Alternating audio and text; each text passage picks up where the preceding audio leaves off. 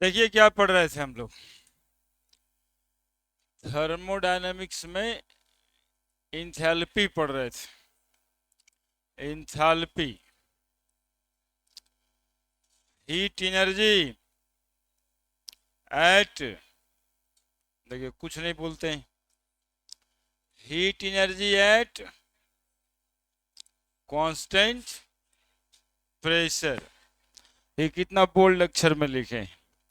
Internal energy change, heat content of system at constant volume, और heat content of the system at constant pressure, है ना। Enthalpy change को कहते हैं, जिसका फॉर्मूला था डेल्टा एच बराबर delta U plus P delta भी। इंथैल्पी चेंज ऑफ रिएक्शन पढ़े थे, पी डेल्टा भी, पी भी बराबर एन आर टी होता है। टेम्परेचर कांस्टेंट कर देंगे, डेल्टा एन आर टी लिखेंगे। तो डेल्टा एन निकालने के लिए बताए थे, एक रिएक्शन में प्रोडक्ट का नंबर ऑफ मोल से रिएक्टेंट का नंबर ऑफ मोल घटा देना है, तो डेल्टा एन निकल जाएगा। Change in number of mole, तो डेल्टा एच बराबर delta U plus delta N G R T. Isothermal process में डेल्टा यू जीरो होता है, यानी change in internal energy zero होता है। तो डेल्टा एच बराबर delta N G R T सिर्फ हो जाएगा, यू जीरो लगा देंगे। डेल्टा एन जी यदि जीरो हो गया, change in number of mole, तो डेल्टा एच बराबर डेल्टा यू हो जाएगा, यानी इंथैल्पी इंटरनल एनर्जी के बराबर भी हो सकता है। एडियाबैटिक प्रोसेस में डेल्टा एच ही जीरो होता है, तो डेल्टा यू बराबर minus delta N G R T. अब इस पे क्वेश्चंस कराए थे, है ना। डेल्टा एन जी देखो निकालने का तरीका बताए थे। देखो जिसको जिसको रिवीजन करने की सबसे ज़्यादा ज़रूरत होती है वो आपसे से बतियाते रहता है, ये सब गंदा बात। Number of mole of product एक और एक दो, और उधर में है एक, तो दो में से एक गया तो बच गया एक। डेल्टा एन जी हो गया एक, तो देखो इस रिएक्शन के लिए डेल्टा एच बराबर delta U plus R T. उसी तरह से दो मोल है प्रोडक्ट में, और एक दो मोल है रिएक्टेंट में, तो टू माइनस टू बराबर हो गया जीरो, तो डेल्टा एन बराबर जीरो, तो डेल्टा एच बराबर डेल्टा यू। ठीक है। और फिर यहाँ दो मोल है, इधर तीन और एक चार, तो दो माइनस चार कर देंगे तो माइनस टू हो जाएगा, तो delta U plus delta N G R T, तो डेल्टा एन जी की जगह पे टू पुट कर देंगे, तो माइनस टू आर टी। अब इसी बात का अप्लीकेशन था कि इस रिएक्शन के लिए delta H minus delta U बराबर क्या होगा, क्वेश्चन बनाए थे और आईआईटी का सवाल था, इसके लिए था। फिर ये बताए, पूछ रहा था कि इस रिएक्शन में डेल्टा एच डेल्टा यू के बराबर हो जाए, और फिर एक न्यूमेरिकल क्वेश्चन था, और फिर कुछ नहीं था, है ना। और फिर आज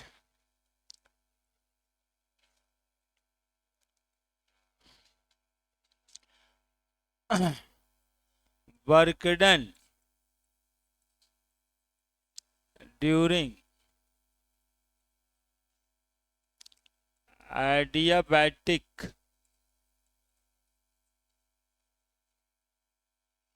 process, work done during adiabatic process. बनाइए हेडिंग ठीक से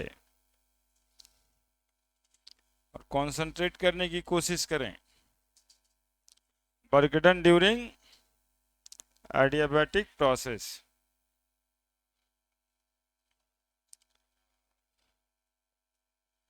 तो देखिए adiabatic प्रोसेस कौन से प्रोसेस को कहते हैं।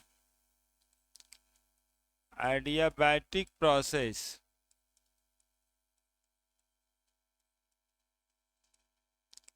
कहते हैं जब डेल्टा एच बराबर जीरो होता है ना। अभी लिखे थे वहीं से उठाएं, ध्यान देगा इधर, एक लाइन सुनेगा तो कम से कम एक बात तो जाएगा कि एडियाबैटिक प्रोसेस में डेल्टा एच जीरो होता है, हीट चेंज नहीं होता है, ऐसे प्रोसेस को एडियाबैटिक प्रोसेस कहते हैं, है ना। जब कोई प्रोसेस हो और हीट एनर्जी में बदलाव नहीं हो तो प्रोसेस को क्या कहते हैं, एडियाबैटिक प्रोसेस कहते हैं। अभी इक्वेशन पढ़े थे, डेल्टा एच बराबर delta U plus P delta भी, ये पढ़े थे। जो नहीं आए थे मान लीजिए कि पढ़े थे, यहीं से समझना शुरू कर। डेल्टा एच इंथैल्पिक चेंज को कहते हैं, हीट चेंज को कहते हैं। Delta U internal energy change को कहते हैं, और पी डेल्टा भी को वर्क डन कहते हैं, है ना। पी डेल्टा भी प्रेशर गुना volume is called as work done. Delta H हो गया जीरो, कौन से प्रोसेस के लिए, बराबर क्या लिखेंगे, delta U plus P delta भी। क्लियर है। जरा देखिए तो डेल्टा यू बराबर क्या लिख दें, माइनस होगा ना, इधर आएगा तब। ऐसा नहीं कि सर कैसे लिख दिए, डेल्टा यू इधर आएगा तो माइनस डेल्टा यू बराबर पी डेल्टा भी होगा, एक लाइन लिख ही देने में क्या जाता है। माइनस डेल्टा यू बराबर पी डेल्टा भी, तो डेल्टा यू बराबर क्या लिख सकते हैं हम लोग, माइनस पी डेल्टा, और माइनस पी डेल्टा भी को क्या कहते हैं, पहले से पढ़े हैं कि वर्क डन बराबर फॉर्मूला होता है माइनस पी डेल्टा भी। तो ये इक्वेशन 1 है और ये इक्वेशन 2 है। आने की एडियाबैटिक प्रोसेस के लिए, एडियाबैटिक प्रोसेस के लिए डेल्टा यू बराबर क्या लिख देंगे, डेल्टा यू बराबर डब्ल्यू, आने change in internal energy called as work done in case of adiabatic process. Change in internal energy, change in internal energy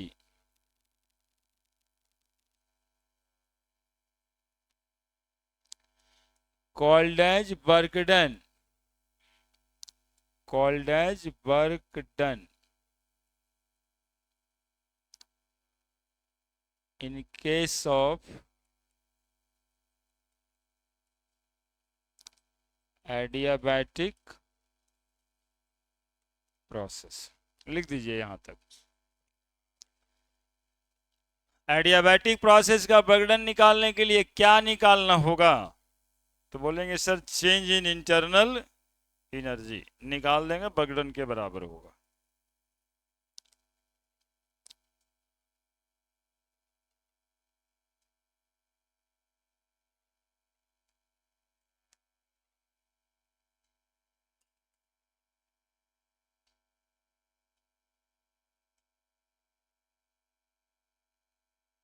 वो भाई साहब लगता है धान उन बेच के आया है, कहा था धान बेचे जाएंगे, मतलब ऐसे एक आध महीना के बाद आ जाता है, एक महीना के बाद आ जाता है। अरे बदमाशी करेगा, लीक वाला लड़का बोलता है। ये सब केवल हमारे बोलने के लिए, आप इस पे कमेंट ना करें, जिसको बताए वो हमको बताया था तब ना। अरे गले कुछ कुछ बोलते रहता है।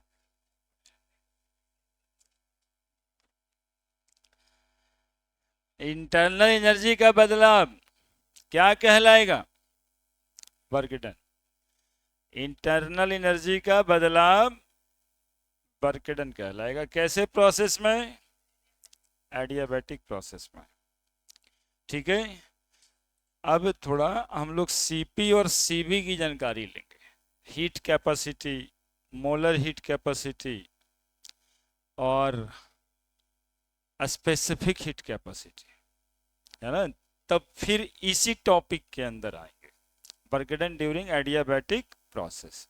है ना, यहाँ से कुछ बात रिलेट करेगा, है ना।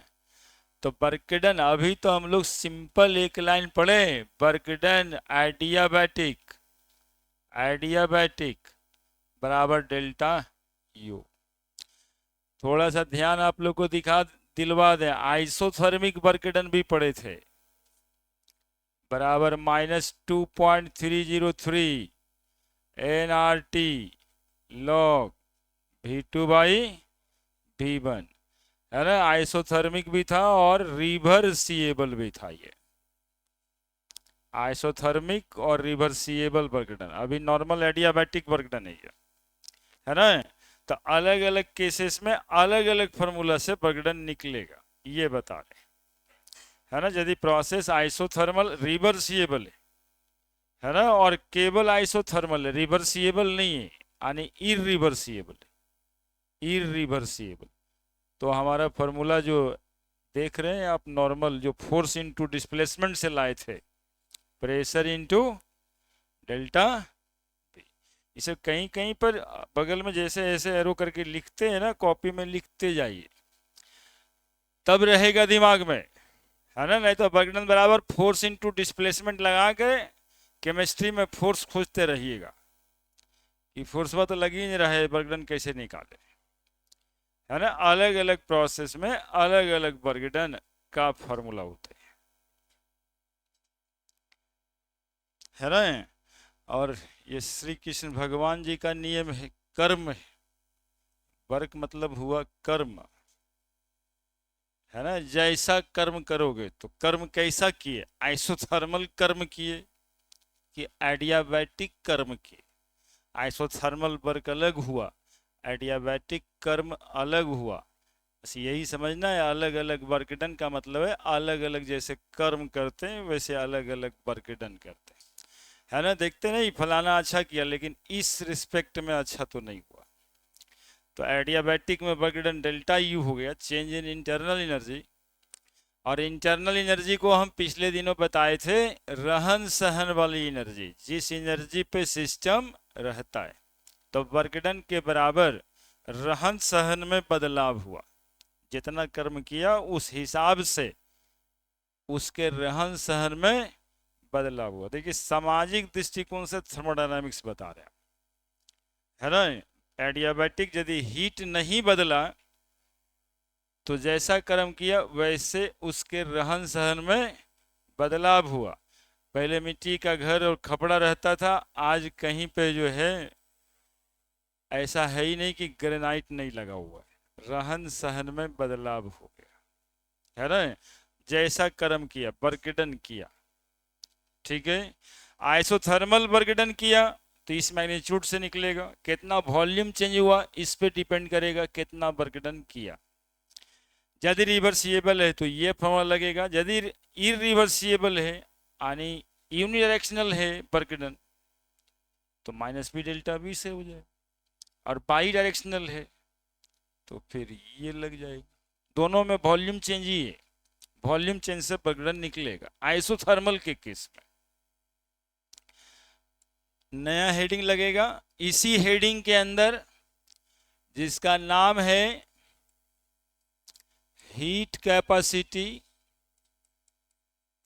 3 गो टर्म आएगा, धीरे धीरे लिखेंगे। Heat capacity, specific heat capacity और मोलर हीट कैपेसिटी, ठीक है।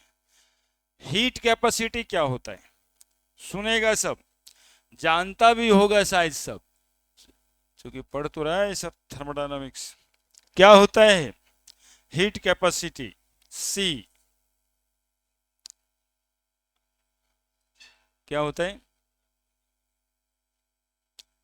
हाँ टू, हाँ ठीक ही बता रहा है वो बचवा। देखो सीधा C बराबर Q/ΔT, फॉर्मूला याद करो, डेफिनेशन यहीं पे। Q को कहते हैं अमाउंट ऑफ हीट एनर्जी, आज थोड़े ना कहते हैं, जब शुरू किए थे तभी कहते थे। क्या कहते हैं इसको, amount of heat energy. Delta T को क्या कहते हैं, चेंज इन टेम्परेचर। सुनेगा डेल्टा टी यदि हम 1 केल्विन कर दें या 1 यूनिट कर दें तो सी को हम क्यू कह देंगे क्या? देखो डिफिनेशन निकाल लेते हैं, रटने का नहीं। Heat capacity is the amount of heat energy, is the amount of heat energy of a system. Heat energy thermodynamics में सिस्टम और सराउंडिंग ही का ना। Amount of heat energy of a system to change the temperature through 1 unit. सब कुछ यही है, बन गया definition, called as heat capacity. ठीक है, हिंदी में बताते हैं, भोजपुरी में। एक सिस्टम है, उसको गर्म करना है 1 यूनिट टेम्परेचर से, है ना। 1 यूनिट टेम्परेचर से उसका टेम्परेचर बढ़ा देना है। तो जो अमाउंट ऑफ हीट एनर्जी हम देंगे, नहीं, बिना हीट एनर्जी दिए हुए कैसे टेम्परेचर बढ़ेगा किसी बॉडी का? तो जो हीट एनर्जी हम देंगे उसी को उसका हीट कैपेसिटी कहेंगे। अब चाहे जैसे दें, ये हो सकता है उसको रगड़ रगड़ के भी दे दें, एक टेम्परेचर बढ़ा देने। तो टेम्परेचर बढ़ाना है 1 यूनिट से, बस इतना बात। सिस्टम का मास कुछ भी हो उस पर डिपेंड नहीं करता, टेम्परेचर बढ़ाना है उसका कितना से, जो अमाउंट ऑफ हीट एनर्जी लगेगा उसको हम क्या कहेंगे? Heat capacity. याद रहेगा डिफिनेशन। बोलेगा सर किसी चीज को, जब प्रेशर कुकर में पानी गर्म कर रहे हैं उसका टेम्परेचर हम चाहते हैं कि 1 डिग्री बढ़ जाए, तो जो चूल्हा से हीट एनर्जी जाएगा उसका हीट कैपेसिटी कहलाएगा।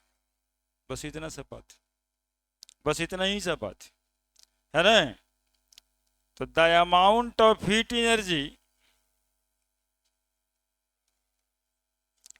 The amount of heat energy required by the system to raise its temperature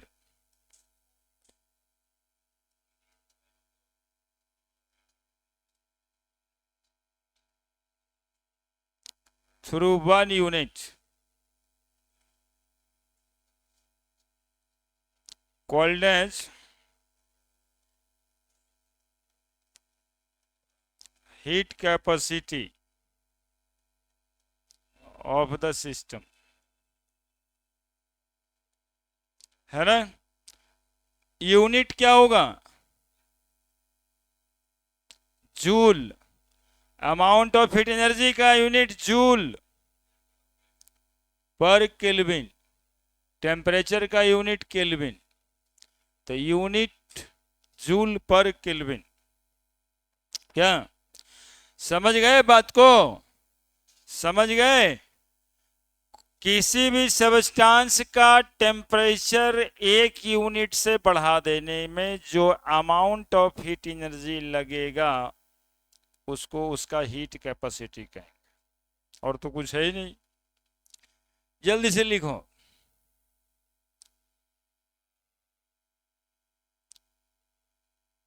system आप भी हो सकते हैं, आप ही का टेम्परेचर 1 यूनिट बढ़ा देना है, तो जो हीट एनर्जी हम आपको देंगे वो आपका हीट कैपेसिटी।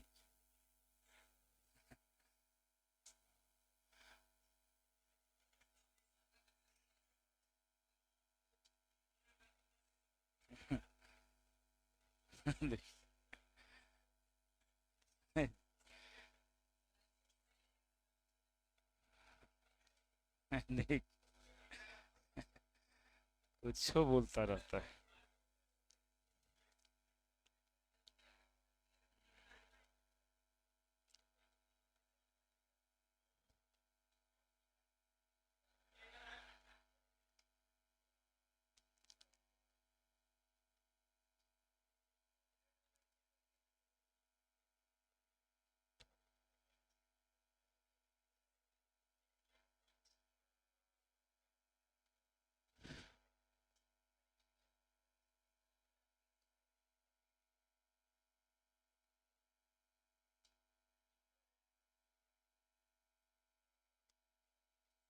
लिख दिया।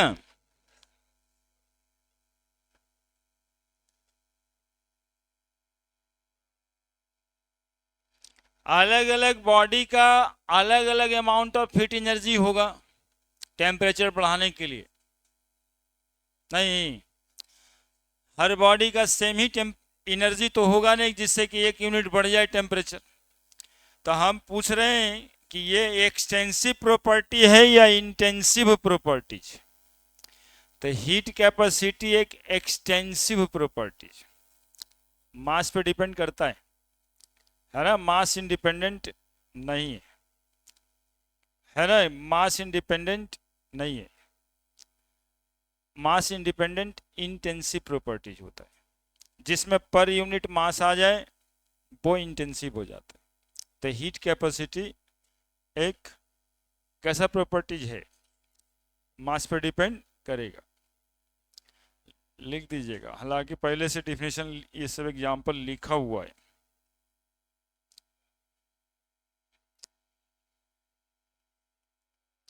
बढ़े,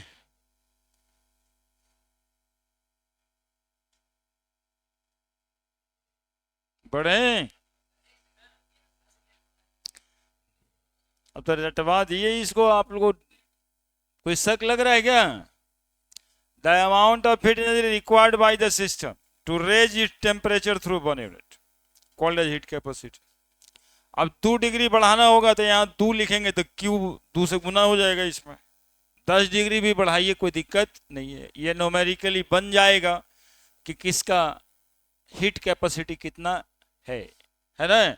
कोई कहता है कि हम 10 डिग्री टेम्परेचर बढ़ाए, कोई सबस्टांस इतना जूल एब्जॉर्ब कर लिया, तो हीट कैपेसिटी बताइए, तो वो इतना जूल बटा 10 कर देंगे, निकल जाएगा heat capacity. Next, specific heat capacity. Specific heat capacity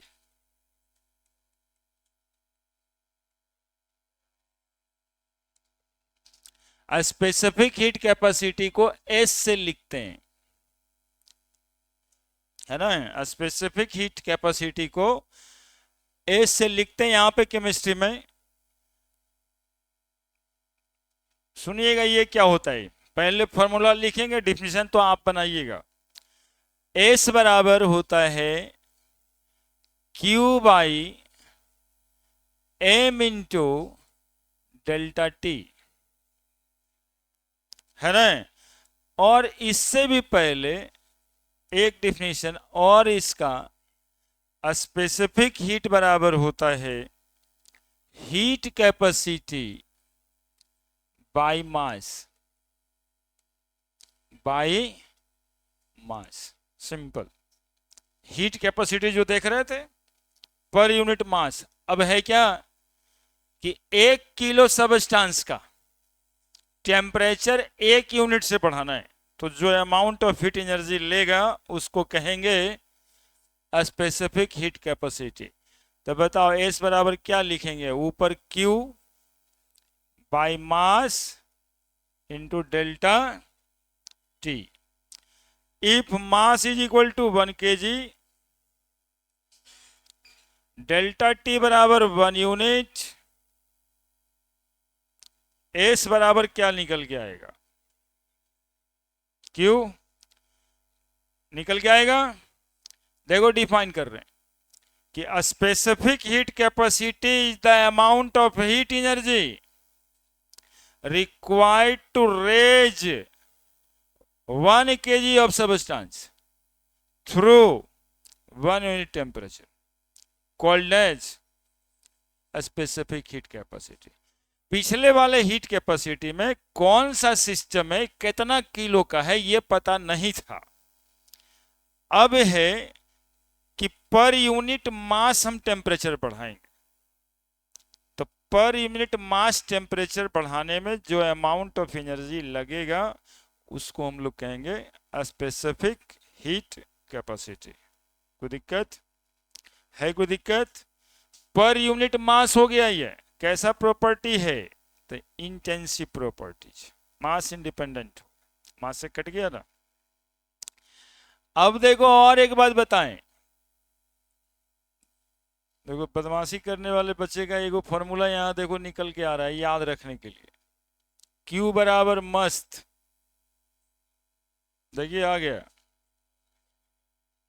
Q बराबर मस्त, म है ही है ना रे, आधा स टी से त नहीं होता है। Q बराबर मस्त M S delta T, Q बराबर एम एस डेल्टा टी, है ना। Q बराबर M S delta T, heat energy का फॉर्मूला हो गया एम एस डेल्टा टी। हाँ, the amount of heat energy, the amount of heat energy, हाँ ये इसलिए बताए हैं कि यदि एस बराबर Q by M into delta T आप नहीं याद रखते हैं तो ये तो याद रखिए क्यू बराबर मस्त होता है, एस निकाल लीजिएगा यहीं तो Q by M into delta T आ जाएगा, फिर डिफिनीशन भी बना लीजिएगा, है ना। एक होता है डिफिनीशन लिख के रटा के ये फॉर्मूला लेके आना, फॉर्मूले लिख दिए डिफिनीशन तो खुद ही बना सकते हैं, तो थोड़ा मैथमेटिकल अप्रोच हो जाता है, इससे आपको समझ अच्छे से आ जाता है। द अमाउंट ऑफ, क्या लिखेंगे आगे आगे बोलो, the amount of heat energy, देखो ये सब बोलोगे ना तब अच्छा बच्चा कहलाओगे। क्या, amount of heat energy required to raise the temperature from 1 unit, from 1 unit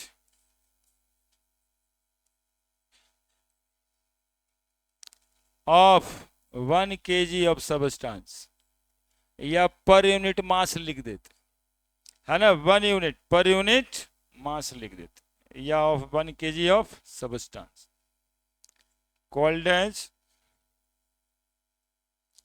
specific heat capacity. Specific heat capacity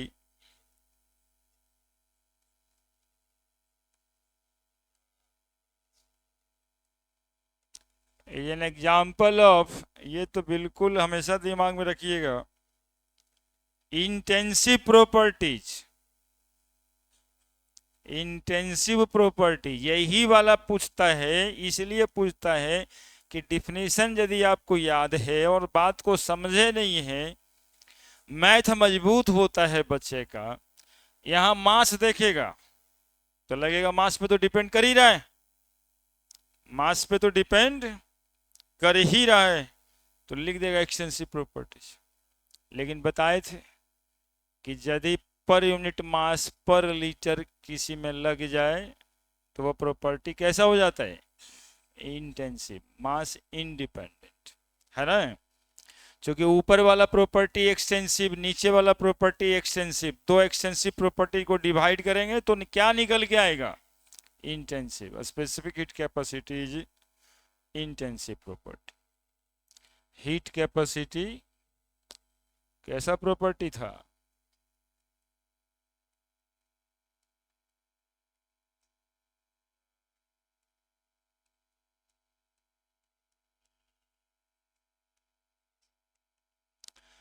लिख दीजिएगा, याद रखने के लिए लिखे हैं, सो पहले से भी लिखे।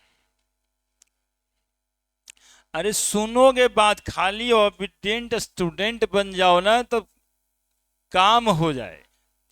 ए, जिसको बोल रहे हैं वो सुनवे नहीं करेगा, वो अपने हल्ला करने में लगा हुआ ही है।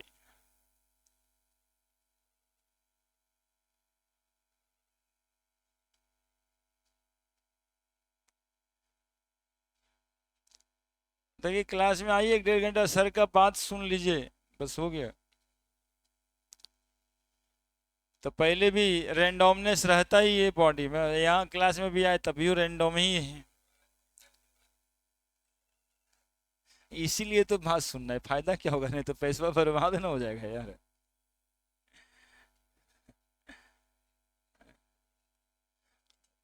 उसी पैसा से खा पी के हम बोल रहे हैं ना। तुम सुनोगे नहीं तो तेरा बर्बाद हो जाएगा, तुम दिए तो इसी के लिए थे।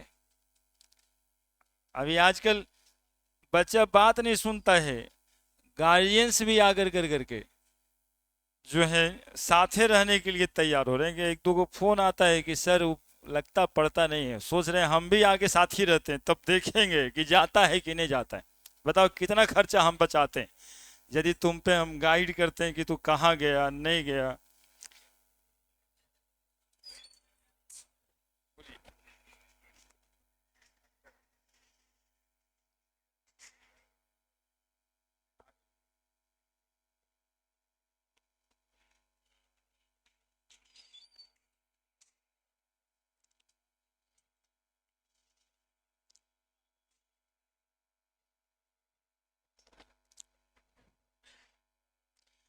स्पेसिफिक हीट ऑफ वाटर कितना होता है? Specific heat of water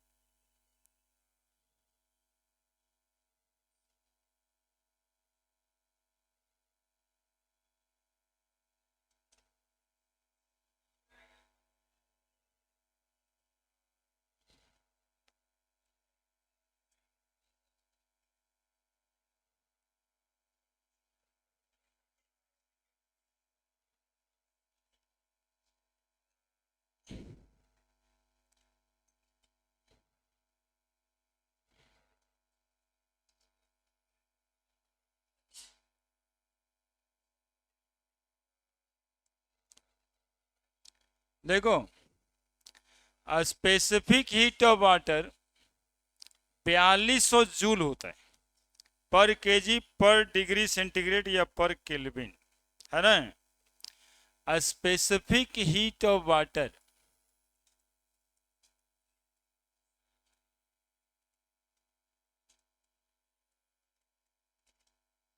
is 4200 joule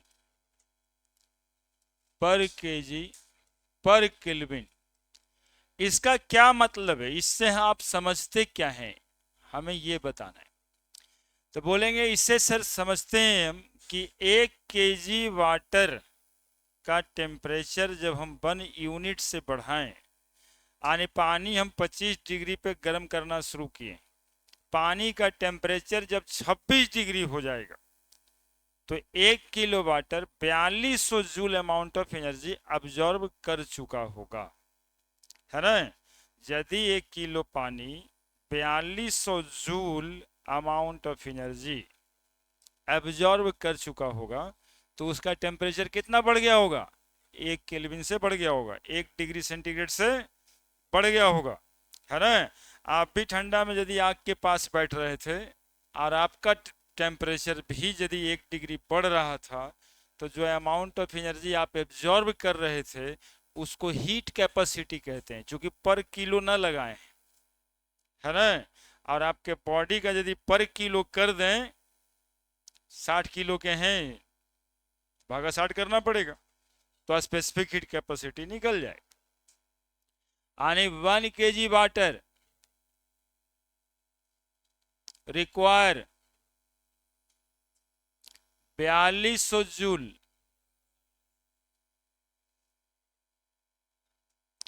amount of energy to raise its temperature through 1 unit, है ना। यूनिट क्या बनेगा इसका? Unit of specific heat capacity, unit of specific heat capacity यहां लिख रहे हैं, देखो।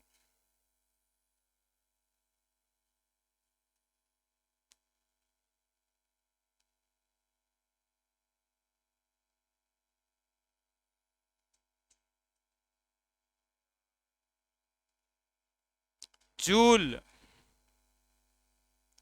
पर केजी पर केल्विन, जूल पर केजी पर केल्विन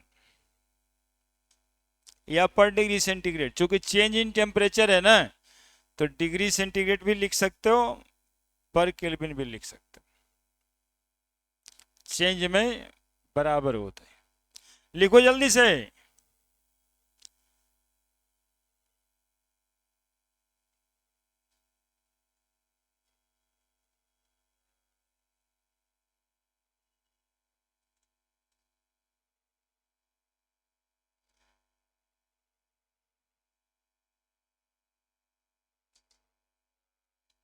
आप लोग ऐसे घेर के हम लिखते तो आप लोग नीचे लिखा करते होंगे ना। अब फिर घेर के लिखे फिर नीचे लिखिएगा। हाँ, पिछले बार पिछले क्लास में कोई बच्चा का ना सर हम ऐसे ही घेर के लिखते, अब जगह ही ना कहाँ घेरे हैं।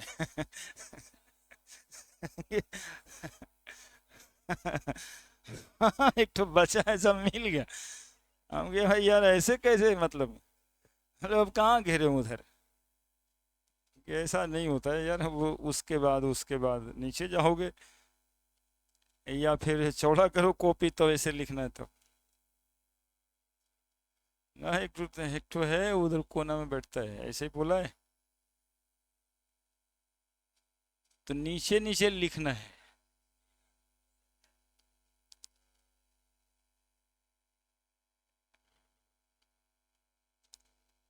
बढ़े। केवल joule per kelvin heat capacity, joule पर केजी पर kelvin specific heat capacity.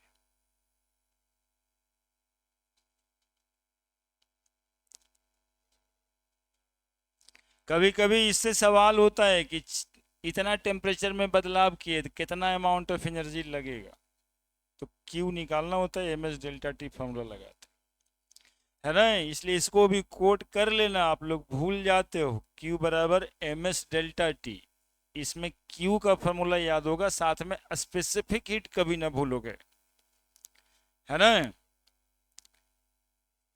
Next, molar heat capacity.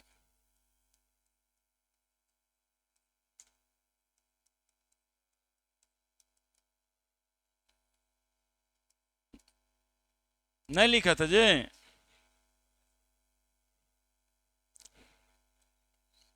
इधर उधर दिमाग रखता है। हाँ, इधर उधर दिमाग रखता है तो कैसे लिखेगा। अब देखो, मोलर हीट कैपेसिटी क्या होता है, सुनना। पर मोल कर देना है। Heat capacity per mole called molar heat capacity. जो पर केजी था ना, उसको पर मोल कर देना, तो उसको कहते हैं molar heat capacity. Any amount of energy change to raise the temperature of 1 mole substance through 1 unit and 1 kelvin called as molar heat capacity। ये जो मास था यहाँ पे क्या कर देंगे, नंबर ऑफ मोल कर देंगे, तो मोलर हीट कैपेसिटी। तो मोलर हीट कैपेसिटी को सीएम लिखा करते हैं, बड़ा वाला सी छोटा वाला M, Q by N into delta T, जिसको आप लिख सकते हो heat capacity by number of mole. सीधा सा बात, heat capacity by number of mole. N बराबर नंबर ऑफ मोल, क्यू बराबर amount of heat energy.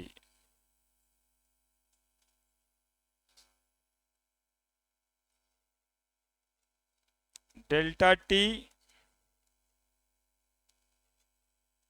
change in temperature. Definition: the amount of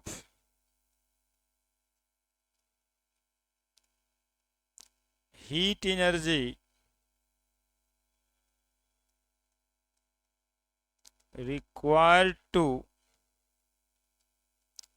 raise the temperature of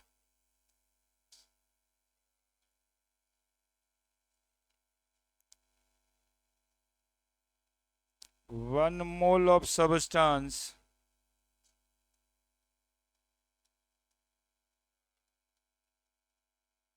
through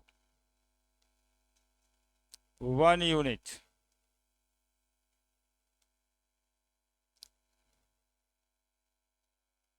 called as molar heat capacity।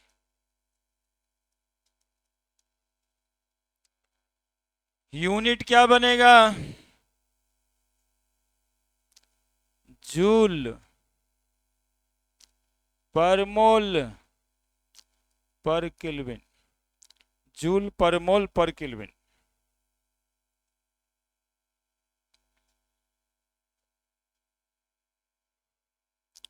Heat capacity by number of मोल,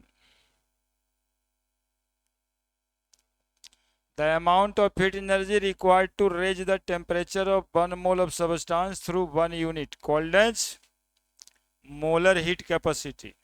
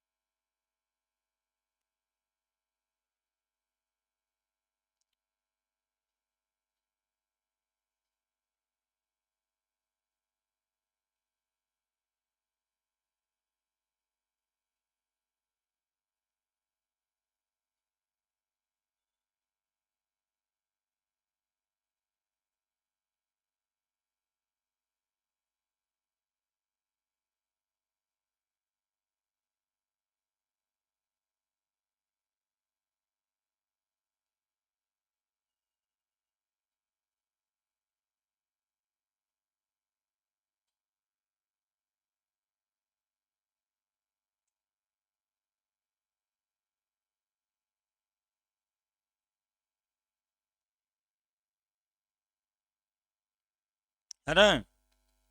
क्या पढ़े? बस 3 line. कोई भी system हो कितनों kilo का हो, उसका टेम्परेचर हम 1 यूनिट बढ़ा दें तो जो एनर्जी लगेगा उसको हीट कैपेसिटी कहें। यदि 1 किलो सब्सटेंस हो और उसका टेम्परेचर हम 1 यूनिट बढ़ा दें तो जो एनर्जी लगेगा उसको स्पेसिफिक हीट कैपेसिटी कहें। और यदि वो सब्सटेंस 1 मोल है और 1 यूनिट टेम्परेचर बढ़ा रहे हैं तो जो अमाउंट ऑफ एनर्जी लगेगा उसको मोलर हीट कैपेसिटी कहेंगे। देखो कितना मतलब गलबाज टाइप का बात में खत्म हो जाता है ये 3 गो डिफिनेशन। और जब न तब ये सब लैंग्वेज के रूप में आएगा, फलाने की हीट कैपेसिटी इतना, तो समझ जाना है कि क्या कह रहे हैं सर।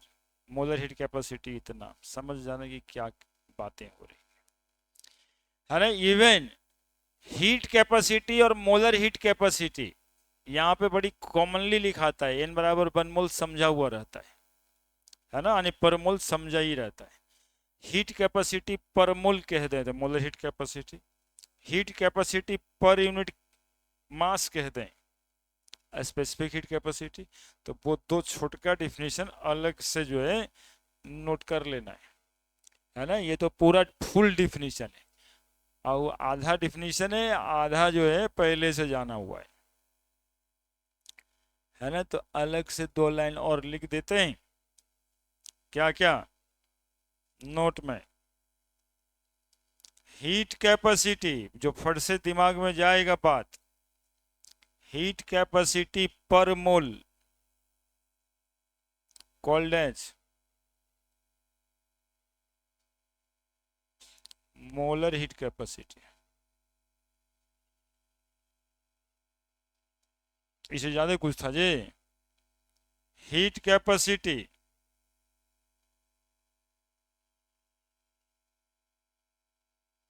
पर unit mass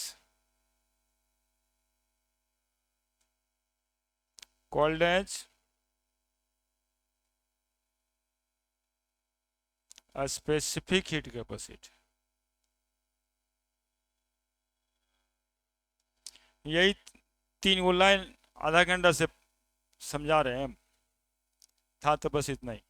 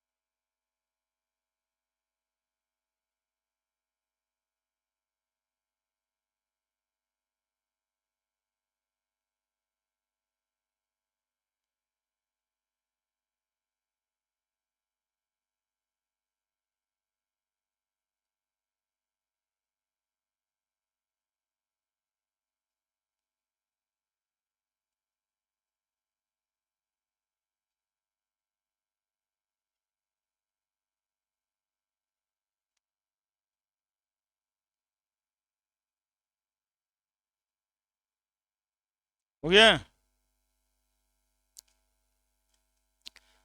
question,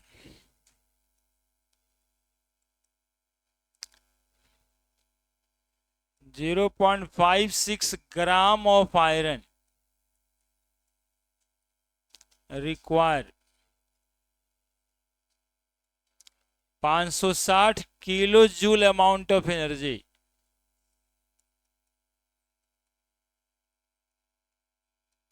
to raise its temperature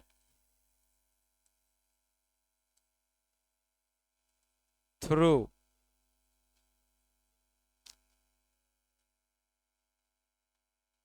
273 kelvin to 283 kelvin.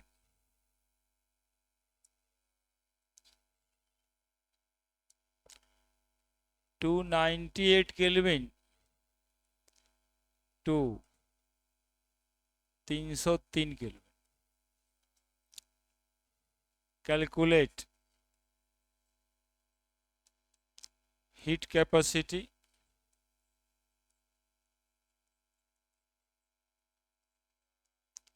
a specific heat capacity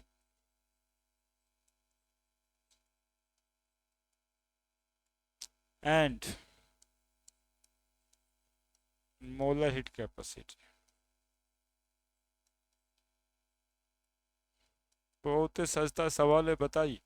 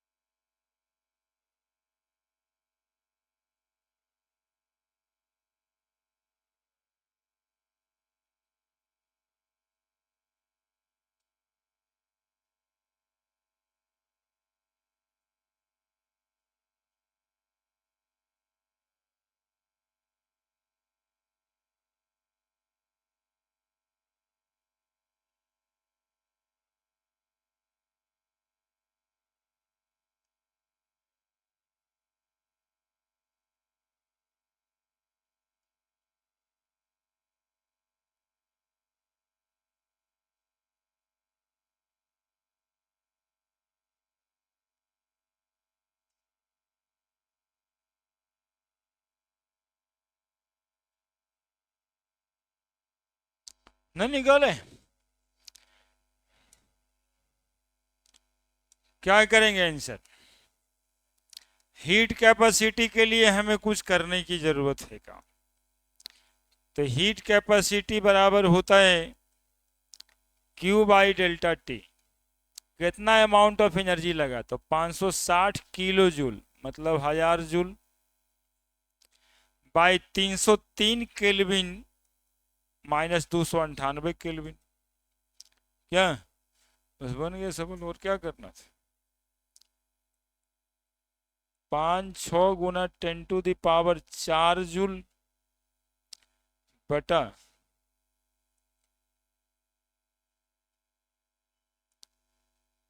कितना 5 बराबर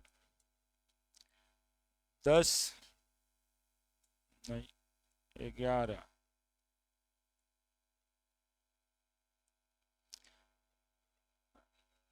11 पॉइंट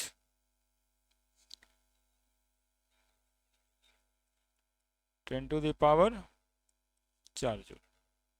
क्या बात करते हैं, पर केल्विन भी लिखना होगा।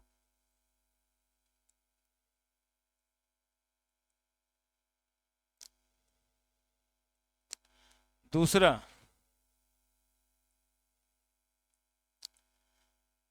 Specific heat capacity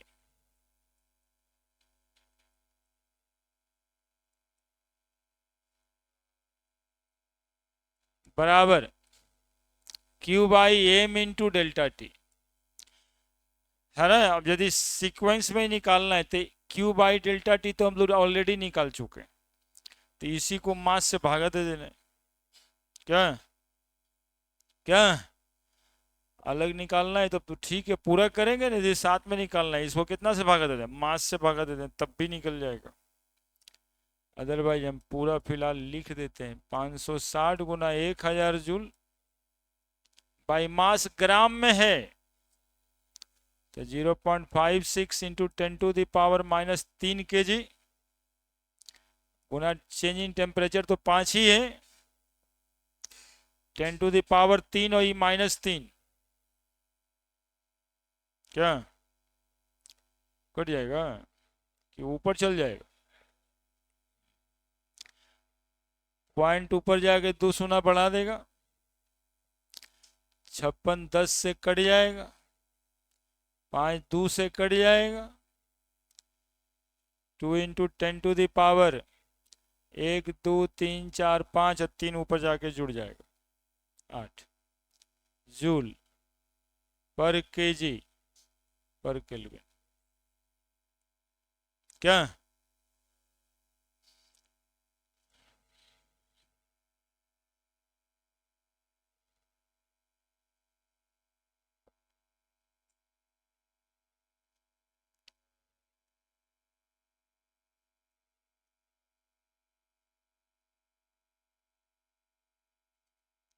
molar heat capacity Q/n into delta T, तो Q हो गया आपका 560 इंटू 10⁻3। अब यहां पर एक जरूरत पड़ जाएगा नंबर ऑफ मोल निकालने का, तो नंबर ऑफ मोल कैसे निकलेगा, वेट बटा, तो नंबर ऑफ मोल वेट है 0.56 ग्राम और आयरन है तो 56, पॉइंट हटा दीजिए, 100 कितना मोल, 0.01 मोल, 0.01 मोल इंटू टेम्परेचर हो गया 5। क्या नंबर ऑफ मोल यहाँ पे निकालें, 10.01 यहाँ लिखें, तो 560 गुना 10⁻3 तो है ही है ये, और 2 गुना और जाएगा, तो 560 गुना 10⁻5 बाई 5, 1 1 2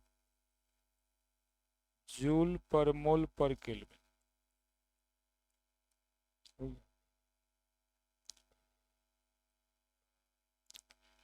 नंबर ऑफ मोल ऊपर में लिख दिए।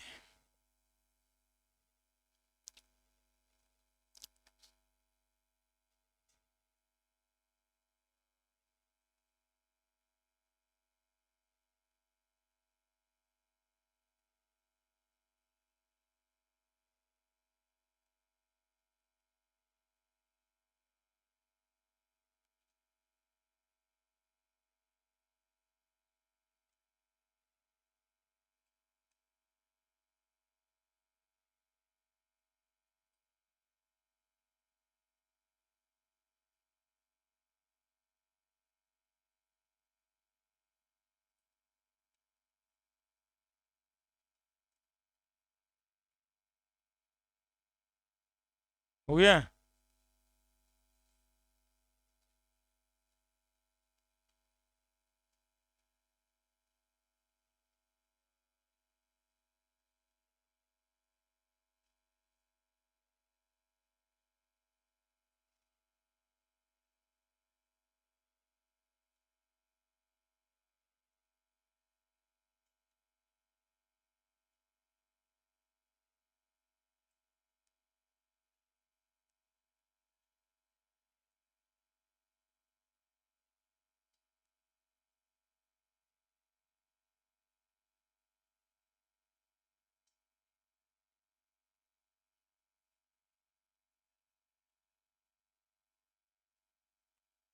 हो गया? कोई दिक्कत है बताओ? Molar heat capacity at constant pressure. अच्छा, एक क्वेश्चन और। अभी रुकना है जी? रुक गया। इतना आराम से क्यों उतारते?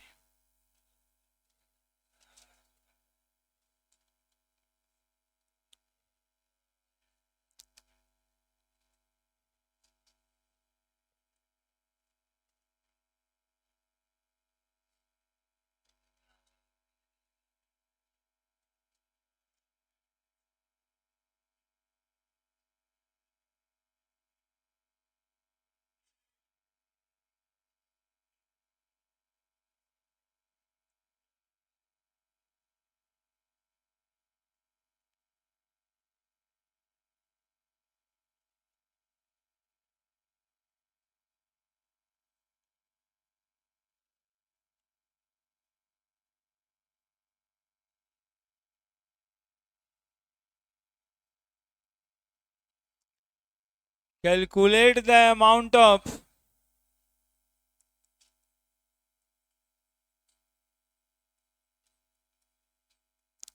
Heat energy required to reach the 5 kg of water from 298 Kelvin to 398 Kelvin. Given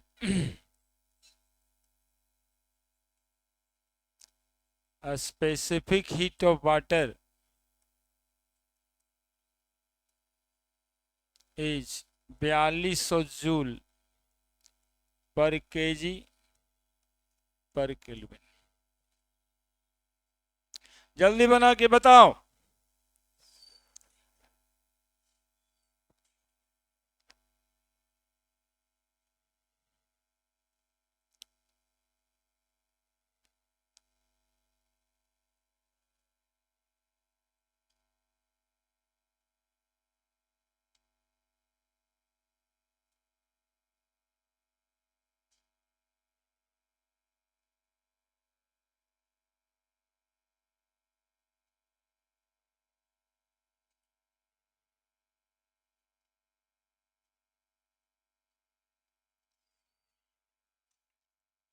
ये भी हम ही बताएंगे जी। हित। और यस सर कहता है M H delta T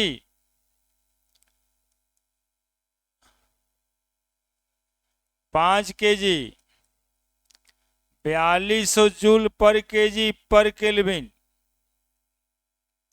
temperature कितना चेंज हुआ? Change in temperature 398 minus 298, 10 kelvin.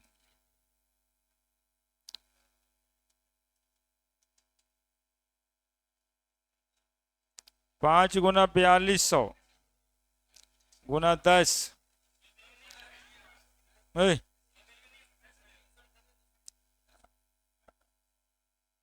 अरे बाप रे, कितना बड़का गलती ढूंढ लिया। 5 दूनी 10, 5 चौक 20, 1 21, 2 शून्य यहाँ 2 शून्य यहाँ। करेगा बदमाश, कुछ बोलता है। 21 गुना 10 to the power 5 joule. Answer.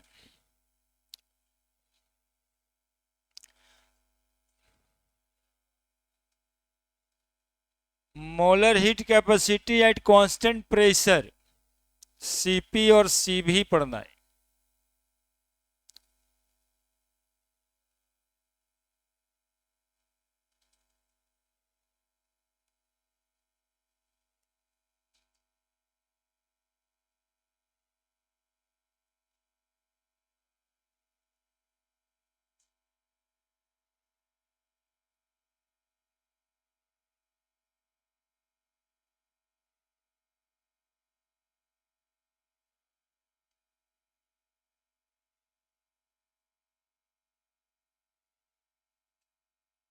है लिखेगा, बात करता है, फिर पढ़ाते हैं तो कहता है रुकिए सर जल्दी।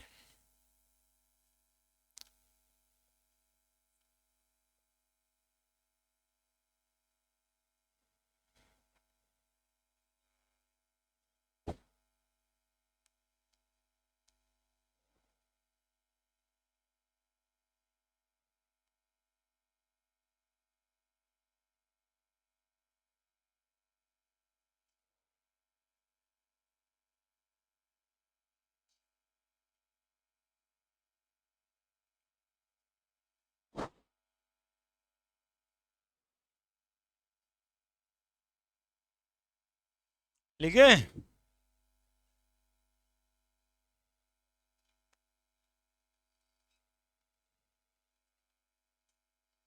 नेक्स्ट।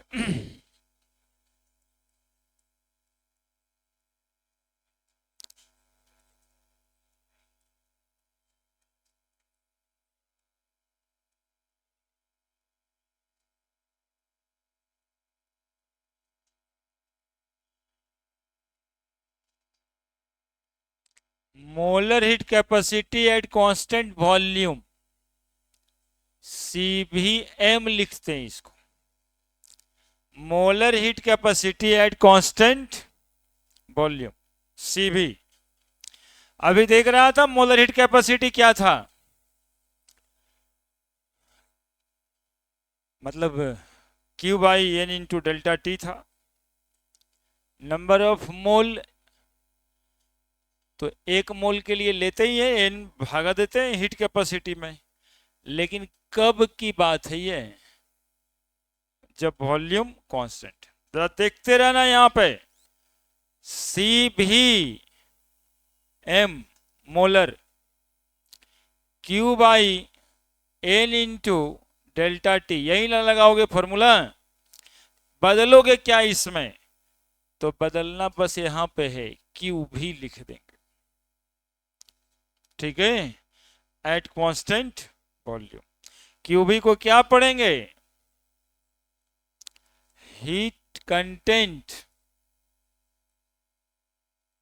एट कांस्टेंट वॉल्यूम, कहेंगे या नहीं कहेंगे बताओ। Heat constant, heat content and constant volume को क्या कहते हैं, देखिए फिर भूला गए। एक्चुअली मैं आज याद यही दिला करके स्टार्ट किए थे, देखिए वहां तक पहुंचते हैं फिर, है ना। आप लोगों को पेज पलटना भी सिखाना होगा। ये देखिए कितना बढ़िया से लिखे थे, heat content of the system at called as internal energy change, called as internal energy change, called as internal energy change. तो QV को अब लिख दें डेल्टा U, क्या, तो CV M बराबर QV को अब क्या लिख दें, N into delta T. Number of mole एक कर देते हैं, है ना, चूंकि यूनिट पर मोल बनता है मोलर हीट कैपेसिटी का, हमेशा पर मोल रहता है। तो CV लिख देते हैं, M खत्म कर देते हैं मोलर, तो CV बराबर क्या लिखेंगे हम, delta U by delta T. यानी कि molar heat capacity at constant volume बराबर change in internal energy per unit change in temperature कह सकते हैं। Change in internal energy per unit change in temperature called as molar heat capacity at constant.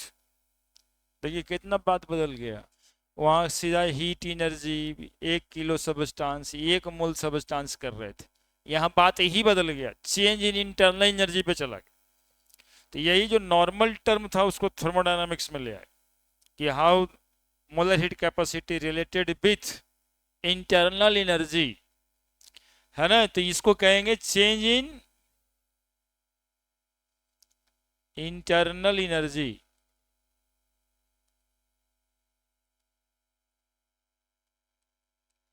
और ये हो गया आपका change in temperature. खाली टेम्परेचर मत करिएगा, चेंज इन टेम्परेचर ही करिएगा। डेफिनेशन लिख देते हैं अब यहां पे, change in internal energy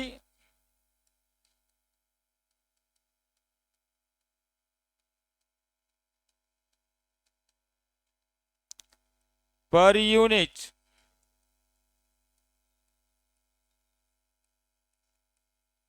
change in temperature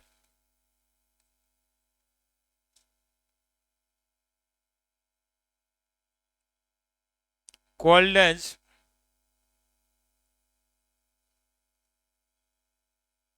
molar heat capacity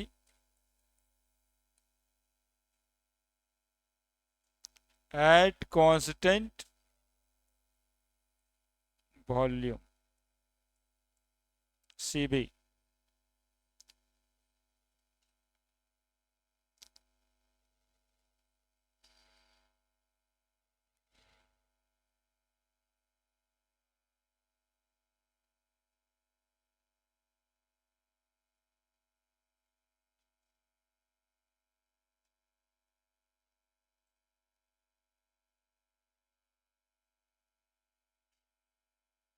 unit वही होना है, जूल पर मोल पर केल्विन, है ना, यूनिट अलग नहीं होना है। यूनिट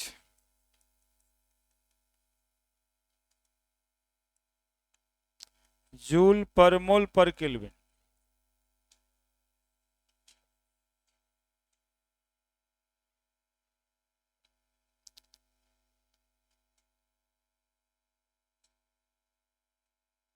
है ना, यानी कि आप गलतियां तो करते ही हो ना, गलती करोगे ही तो ये फिर से एक फॉर्मूला लिख देना, सी भी बराबर delta U by N into delta T. Number of mole एक नहीं रहेगा तो फॉर्मूला ये होना है ना, एक मोल रहेगा तब ये होना है।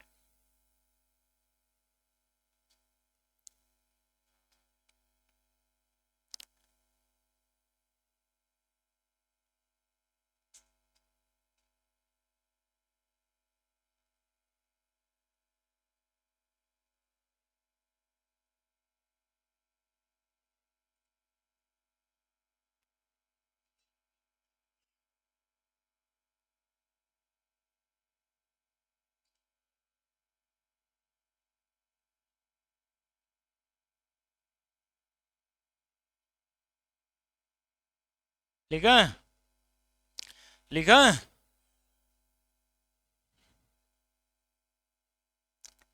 नहीं बोलने वाला भी गर्व से बोलता है भाई।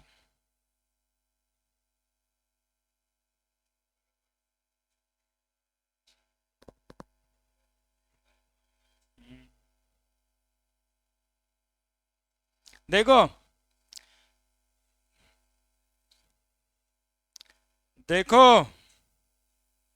देखिएगा, अरे ये सब एक चीज तुम लोग दिख रहा होगा लेकिन देखते नहीं ना अपने से। सी भी बराबर delta U by N into delta T. तो बताओ तो एक फॉर्मूला निकल के आ रहा है क्या, डेल्टा यू बराबर N C V into delta T. क्या वही है, कुछ नया नहीं है।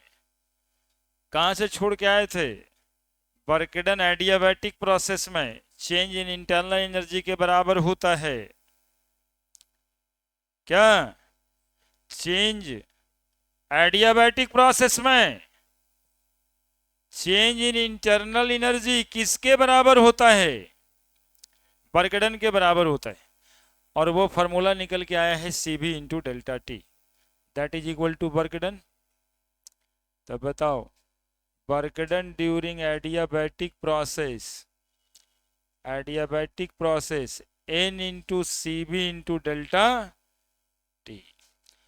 हाँ, बहुत गौर से देखना है इस सब बातों को, और नहीं तो फिर परीक्षा देने के बाद समझ में नहीं आएगा कहाँ पर कर्म खराब हो गया। कर्म खराबी करने वाला सब फार्मूला ना, जहाँ थोड़ा सा चूके बस हो गया खत्म। बर्केडन का फार्मूला बताएं, N into C V into delta T, है ना। यदि बर्केडन एडियाबैटिक प्रोसेस में चेंज इन इंटरनल एनर्जी के बराबर होता है, तो चेंज इन इंटरनल एनर्जी बराबर होता है N into C V into delta T. N number of mole है, C V molar heat capacity at constant volume है, और delta T change in temperature है। तो देखिए वो एडियाबैटिक प्रोसेस का बर्केडन निकाल दिए ना, N C V into delta T लिख दिए। हाँ, एक टर्म और है जो पढ़ाएंगे ही ना, कांस्टेंट प्रेशर वाला, वहां वहां लिखने के बाद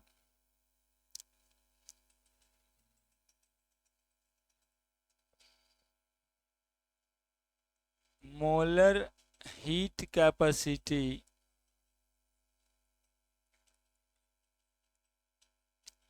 एट कांस्टेंट प्रेशर, सीपी और एम। सीपी लिखा रहेगा मतलब समझ जाना है पर मोल लिखा हुआ है अपने से, है ना। सीपी केवल लिखा हुआ रहेगा, समझ जाना है कि पर मोल लिखा है। लेकिन मोल यदि क्वेश्चंस में 2 मोल 4 मोल है तो नंबर ऑफ मोल याद कर लेना है कि अच्छा नीचे में एन था, है ना। तो अब देखो जरा, इसको भी बनाते हैं हम लोग, डिफिनीशन तो लिख नहीं रहे, बनाएंगे। सीपीएम मोलर हीट कैपेसिटी का जो फॉर्मूला था, फॉर्मूला तो वही ना रहेगा बच्चा, Q by N into delta T. लेकिन ये क्यू कब का, कांस्टेंट, बोलो ना रे, नंबर ऑफ मोल थोड़े ना कांस्टेंट प्रेशर पे, टेम्परेचर चेंज थोड़े ना, यही क्यू ना।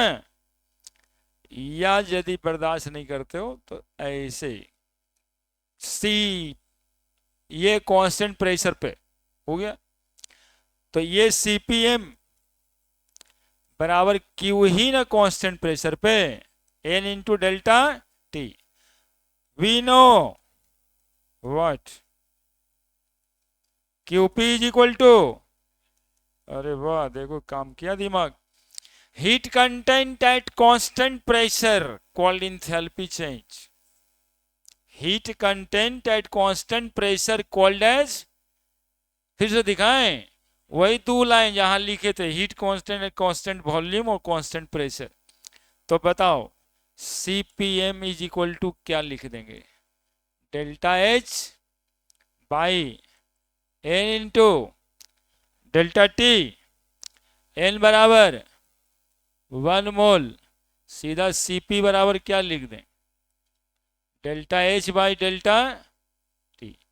बोलो डिफिनीशन लिख के फॉर्मूला ना लिखें, अब ये फॉर्मूला में जो आया है वही डिफिनीशन इसका है, change in enthalpy, change in temperature, change in enthalpy, change in enthalpy, और ये हो गया चेंज इन टेम्परेचर, है ना। खाली एगो एम हटा देता, मोलर एन परमोल ले लिया तो परमोल हो ही गया ना। क्या डिफिनीशन दोगे बताओ, बोलो ना अपने से, डिफिनीशन दिमाग से निकलने लगेगा ना तब जाकर के काम। The amount of change in enthalpy per unit change in temperature called as molar heat capacity at constant pressure.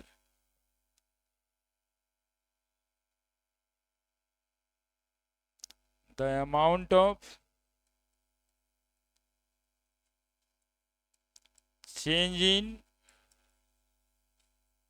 enthalpy per unit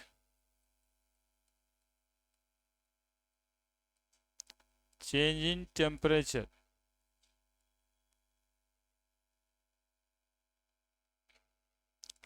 पर मोल ऑफ सब्सटेंस भी जोड़ो,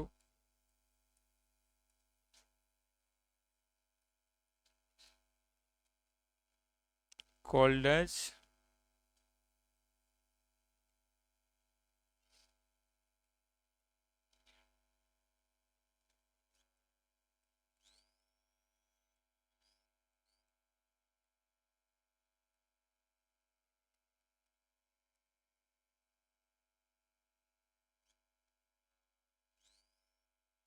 molar heat capacity at constant pressure,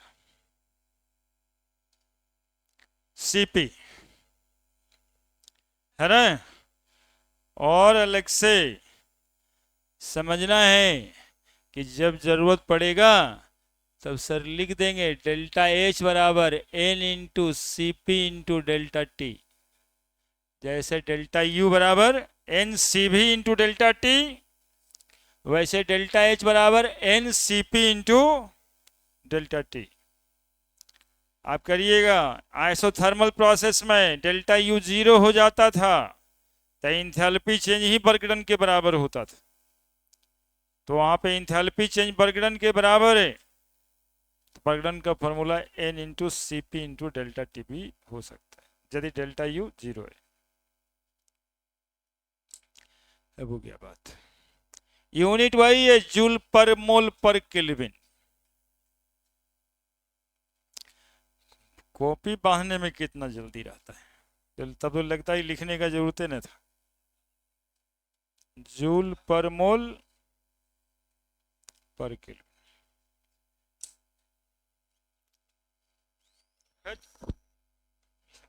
करते रहते, हमारा क्या जरूरी है। आइए